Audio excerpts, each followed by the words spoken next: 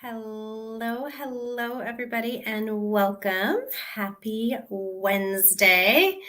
We are just wrapping up Virgo season. The sun is going to head into Leo tomorrow, but I didn't want Virgo season to float away from us without some more conversation around making magic, bringing a little magic into the mundane.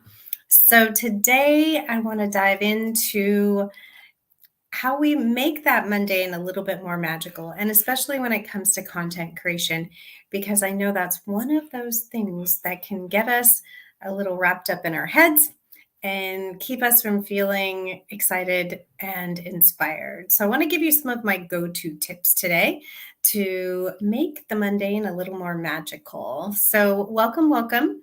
If you are watching the replay, #replay.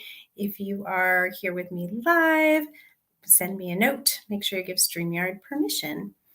All right, my friends. So one of the things that is paramount to connecting with potential clients is creating content that they can consume so that they can get to know you, so that they can know what you're all about, so they can get excited about your potential offerings and invitations you're going to make.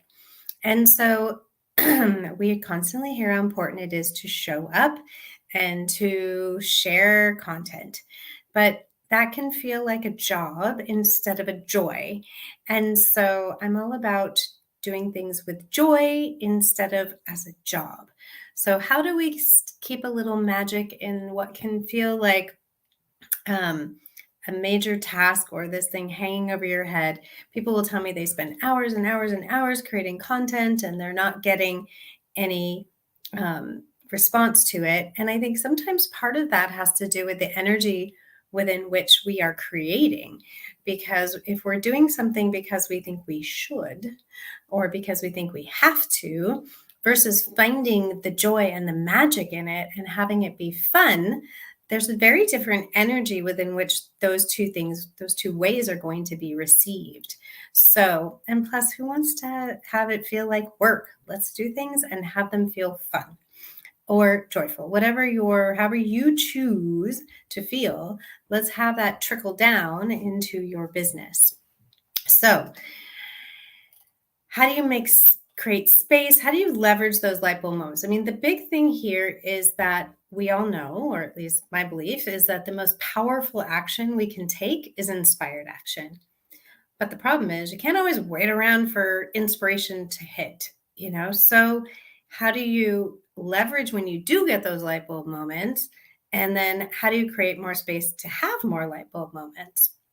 So here's a couple of my go-to tips. First of all, have a place that you capture when the inspiration does strike. So for me, that's a notes thing on my phone, because typically inspiration strikes in the middle of the night and I don't have my laptop or a pad of paper in front of me. But have a place that you can capture that not for now inspiration. So whether it's something just coming in or something that you see, I will snip quotes and other things that I find inspirational or things that I want to research more. And maybe they're typically not things I want to share right now, but when I'm wanting to kick up some inspiration or get the creative juices flowing, I can go to those notes, those images, review them, and strangely enough, or not so strangely enough, inevitably just the right thing now pops up. So have your not for now or just inspiration capture, have a way to capture that inspiration, capture the things that inspire you, capture the things that you are curious about, or that you say, I have something to say about that. But maybe it's not something I'm ready to say right now, or it's just not in the flow of what I'm doing. So capture it. That way you won't lose it and you can go back and scroll. I literally have a ton of notes in my notepad on my phone, things that I've just captured over time, and I just go back and scroll through them, and it really gives me that inspiration.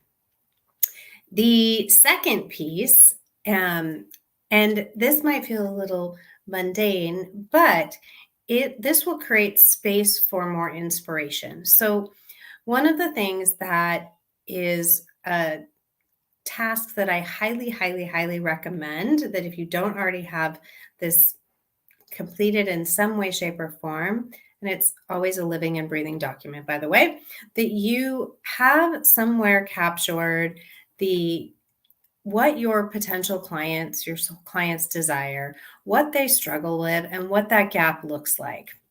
Where are they now, and where would they like to be, and what's getting in their way? If you've got that struggle, that list of struggles, those list of things that just eat away at them at night, and you know what they desire, and you have that list, it's an amazing source. Your content almost writes itself. I was working with some folks in our Cosmos marketing roadmap for their upcoming programs, and this is where we started. I said, if you have this, then plugging it into the various themes and the collective energy is going to be easy because we know what we want to talk about. We know what our soul clients need to hear. So as you are working with your clients, as you are doing calls with potential clients, keeping track of the things that they struggle with, the things that they desire, and knowing what the, as I call it, problem under the problem is, so that you can help bring them to a new understanding, is such a powerful exercise. And that list will give you fodder for content on a regular basis. So that's number 2. And then number 3, my most favorite way to stay inspired and to make content creation really flow and feel a little more magical is to work with themes. And as you know, if you are part of the Heart Powered Coaches and Healers Collective, we're working with the the lunar cycle themes of the zodiac this year. And so each cycle we're looking at, as we are this cycle, a different zodiac sign, the current lunar cycle for that zodiac. So whatever the new moon is, in this case, this month it's Virgo. And that is how that's the overarching umbrella that I use to create content for that cycle. And it's really powerful. It makes things really easy to map out weekly themes, to look at different aspects, and I can go then and attach it to the things that folks are feeling challenged by, what I hear from potential clients and what I hear from my community. So working with themes keeps you really out of your head and allows things to go from there. Because what I know can happen with content creation is like, oh, what should I say? What do, we get to diagnosing problems and trying to solve things for folks instead of taking a fun tact that really will help to address where they are right now. And it allows us to stay curious. I think that's the biggest thing. When I look at the theme, it makes me get curious. Like, what ways can I approach this? What does this theme open up for me? So, and we're doing that also in the roadmap group. We are working with the theme of that cycle that they're going to be making their invitations in, and that's going to map out their content with so much ease. So those are my 3 big tips for you in terms of sprinkling a little magic into what can feel mundane and allow you to stay inspired, because taking inspired action is the most powerful action we can take. It has a ripple effect out into our business and a boomerang back to ourselves. When we're feeling excited and inspired to share, that energy comes across. So let me recap the 3 things that I shared. So number 1, have that not for now inspiration capture method for yourself. Snip quotes, other things you find inspirational, and have somewhere to save them so that you can go back when you need to get those creative juices flowing. Number 2, know what your soul clients desire, what they struggle with, and what that gap is that's keeping them from their desire. When you have that list, that will help your content almost write itself and give you inspiration for that next email or post. And then my go-to method, work with themes. I obviously enjoy working with astrological themes and working with the big lens that the sun and the moon have for us for a particular cycle is so valuable. It helps me to get curious, helps me stay out of my head, and then things can really flow from there. It gives some structure, but structure that creates structure in service of inspiration, which, as you know, is a thing that I think is the most important structure that we can have. So, working with themes is that structure in service of inspiration. So, I hope you find that helpful. I would love to know what ways you create space for inspiration for yourself to put a little magic into what might otherwise feel mundane in your business. And drop a comment below and let us know.